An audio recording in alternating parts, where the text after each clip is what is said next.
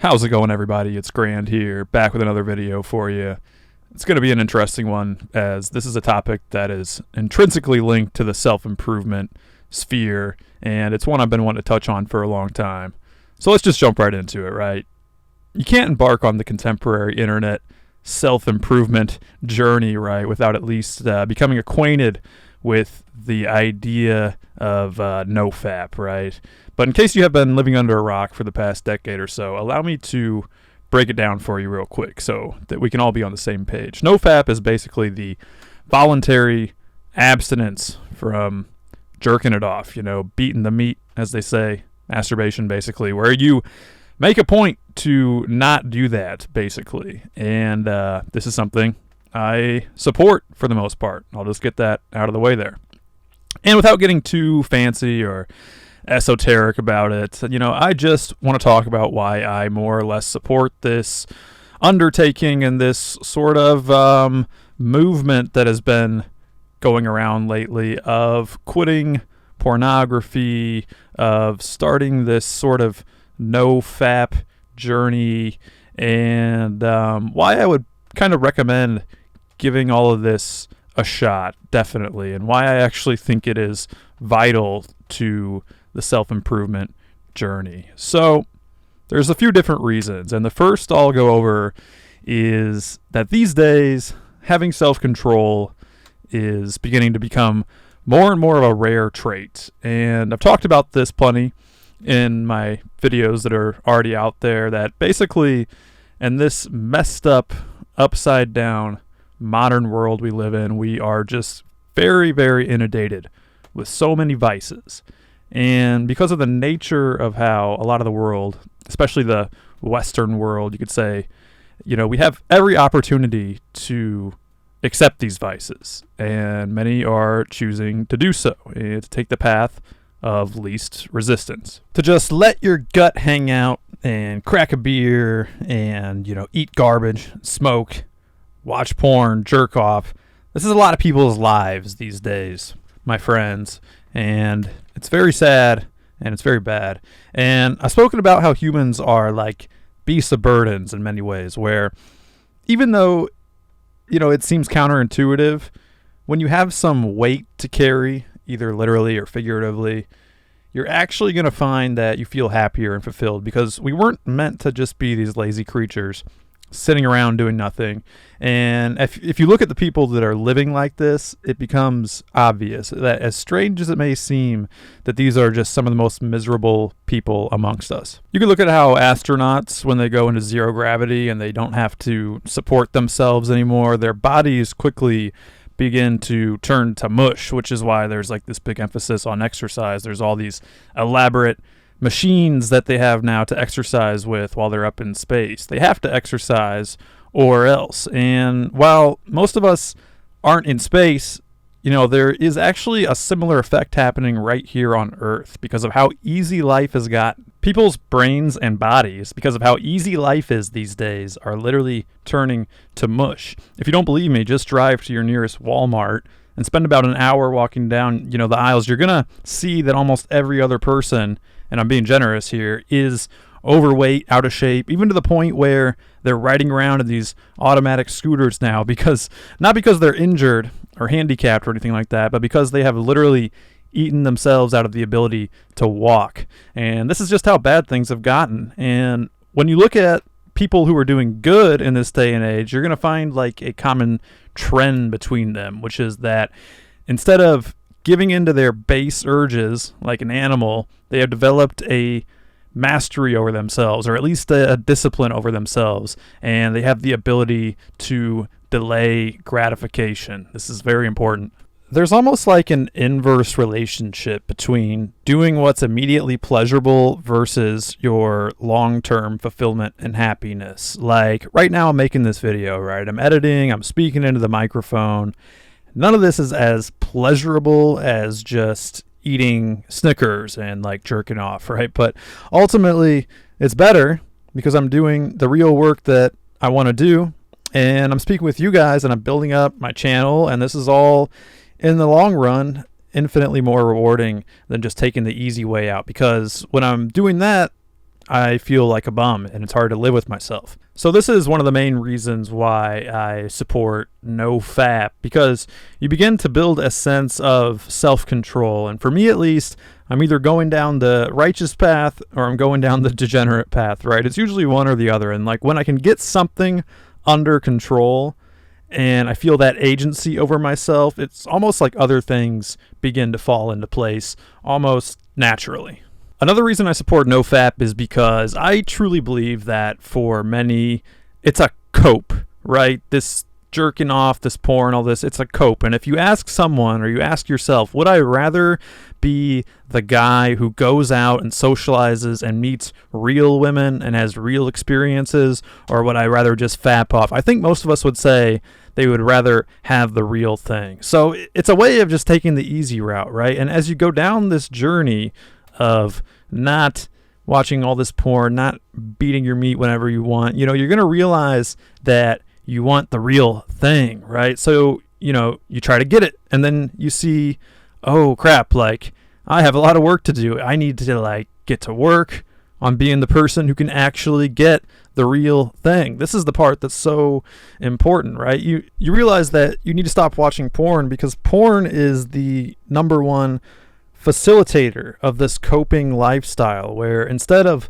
leveling up to the necessary status to go and get real girls, you just watch porn instead. And porn is this vice that it's going to wreck you so bad because what it's offering is almost an artificial synthetic version of the intimacy that you really want. And I've talked about this before, right, where being uncomfortable and feeling pain, it's a good thing, right? Because pain is like your feedback system. It alerts you when something's wrong so that you can make changes. And the way porn ruins this is this trajectory right here. It's like you get horny, which is normal. You want to go out and you want to meet a hot girl. So you try to do that and then maybe you get rejected, right? Which happens. It's normal. And it's at this point you can continue to abstain from the porn and the jerking off. And then it begins to cross your mind like, I'm desiring intimacy with a woman right now. I can't get it. What do I need to do to change that? And when you just sink into the porn and the fapping off, you numb yourself with that synthetic, fake intimacy. You splooge everywhere and you've temporarily satiated yourself. So now your desire to go and fix the real problem of why you can't get with girls has been taken away. And honestly, this is really, really bad because as you get older, women are going to expect more from you. They're going to expect you to have your life together to a large degree. And when you have shot a big part of your motivation to do that off into the tissue and you just kind of keep sinking into these bad habits, you're only moving further and further away from where you need to be. And this is really the reason why porn is so damaging, because the more you use it, the more reliant on it you become. And I hope I've broken that down well, because this is really important. This sexual desire for men is very important. It's one of the main reasons that we strive to do great things. And you can either deny it or mock it, or you can embrace it. And the more you numb your sexual desire through fapping and porn, the less you're going to be driven to go out there and accomplish great things. I think that's going to be controversial, but I've simply found it to be true. And you need to get out of the porn trap ASAP, because if you get into your late 20s, your 30s, your 40s, and you haven't accomplished anything, and your only relationship has been the phone and the computer in your hand, you're just going to be getting stuck down a deep, deep hole. And when you stop and decide you want the real thing, you want to stop the synthetic crap, the porn sites don't care about you. They don't care that you're being hurt in this way. They don't care that you've had this epiphany that you're unable to get the real thing because you've used their product to satiate yourself with for so long. They don't care about any of that. They're ultimately profiting from you. And if they have a negative effect on your life, it doesn't matter to them. They got what they wanted from you. They got your attention. They got your views, right? I know this is cliche at this point, but if something's free, you are the product in a lot of ways. And if you think that Pornhub is your friend, it's not. It's preying on you. It's preying on your desires. It's sucking your life force away, pretty much literally. And it's taking your viewership, and it's doing so happily. And they don't care that one day you're going to wake up and decide that your life isn't where you want it to be and you want a real girl, but you can't get one because the whole time you've been porning and fapping, there's been these guys out there who've been doing the real things, doing the real stuff that gets them to the real spot in life. They've been doing the lifting. They've been working on their fashion. They've been going out. They've been socializing. They've been making money. They've been, making friends. They've been becoming more attractive to women. And believe me, like, women will line up to be that guy's 4th, 5th, 6th girlfriend, right? They would rather share him than be in an exclusive relationship with your empty life, porn-riddled brain, right? The sad excuse of an existence. So that's it. You use that desire to fuel you. Most of you guys, there's nothing wrong with you. You just need to lose some weight, get a decent, cool hobby, put on a little bit of muscle, take care of yourself, make a little money, get some nice clothes, and you're golden, right? It's like not that insane of a feat. And women are honestly very friendly, I've noticed. Like, they just want you to have a little bit going on for yourself. And porn and fapping addiction greatly inhibits this, I've found. So there's a lot more I could say about this stuff, but the last thing I'll touch on is that this might sound a little weird, but it's actually a lot more fun to go through life when you're a little horny and you have like this built up desire. And let me explain, right? It's a lot like being hungry and eating food. And if you were constantly full, it would kind of be pretty lame because you would just feel like bloated and just listless all the time. It's similar to that post-fap feeling where you're just sort of numb to the world. And there's a certain pleasure in being hungry. You feel lighter. Your sense of smell increases. You start kind of looking around. You're like sniffing around, and you're like, what's cooking over there, right? This is smelling pretty good. And we got some burgers frying. You're smelling those spices. You're starting to salivate. And in a way, it adds a lot of excitement to life. And I think it's the same with women. Not to compare women to food, but when you're not constantly satiated, it adds a lot of excitement to life. When you're like cruising down the street, you're going for a jog, you're at the beach, and you see some attractive women, and it's like, woo, doggy, right? It's like, it's exciting. It's fun. It's like, it's a huge part of life, and you're going to be more driven to talk to them and strike up conversations and do things that you wouldn't otherwise have the courage to do, as long as you aren't a creep about it, right? Because as long as you're respectful and you put yourself together well, women are actually going to appreciate the fact that you desire them and you want to talk to them. Women love to be desired.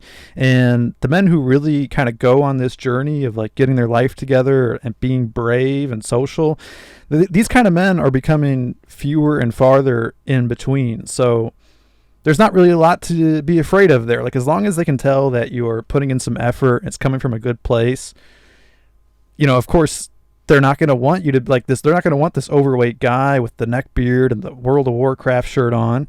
And people speak about this double standard where like girls will be more like nice to an attractive guy, and then they'll call the ugly guy a creep, right? But you know what? I say that if you're obviously unattractive and there's things you could change about yourself, but you're just too lazy, you almost sort of deserve to have girls be a little bit mean to you, because in their minds, it's like, I have a standard. You should know that I have a standard. You're clearly below it. So like, where is this interaction going? The only way it's going anywhere is if you kidnap me, right? So I'm shutting it down right now. I think that's really the process that goes through a lot of girls' minds when people that they're not attracted to at all sort of start hitting with them. It's like, you get your shit together, and I'll bet, even if it's not exactly what you want, maybe they're not nice all the time, but I bet you a huge percentage of these interactions will become much more pleasant for you. So anyway, I'm rambling a lot, but I guess I had a lot to say on this topic. So That's it, guys. I hope you enjoyed the video. Let me know if you did. Please like, subscribe, all that good stuff. Share the video.